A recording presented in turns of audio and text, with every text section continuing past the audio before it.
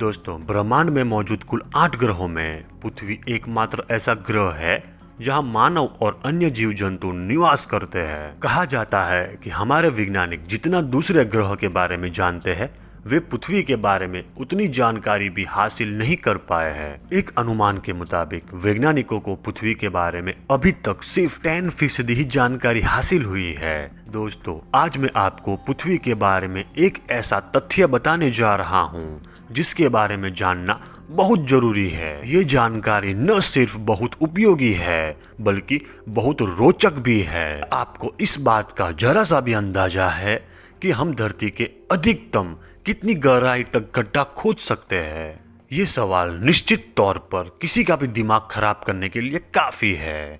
यही वजह है कि एक बार वैज्ञानिकों ने इस सवाल का जवाब पाने के लिए धरती में खुदाई शुरू कर दी थी। इसके बाद क्या हुआ, इसका जवाब आपको यहाँ मिलेगा। दोस्तों, धरती की गहराई में जाने के लिए सोवियत संघ ने एक वैज्ञानिक ड्रिलिंग प्रोजेक्ट की शुरुआत की थी। सोवियत संघ ने इस प्रोजेक्ट का नाम रखा था Kola super deep borehole.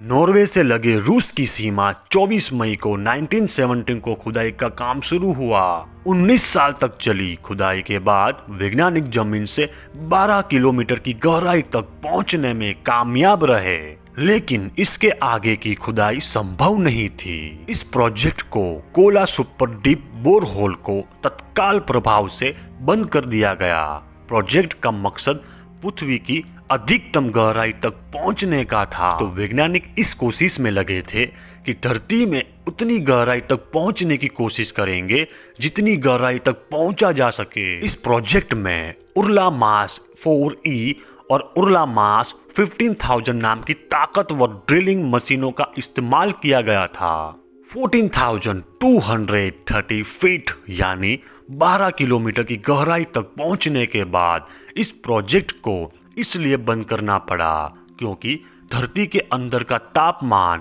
180 degree Celsius तक पहुंच गया था और इतने तापमान में मशीनों ने पूरी तरह से काम करना बंद कर दिया था। धरती की गहराई में जाने के बाद इतनी गर्मी देखकर वैज्ञानिकों ने तुरंत खुदाई को वहीं रोकने को फैसला किया।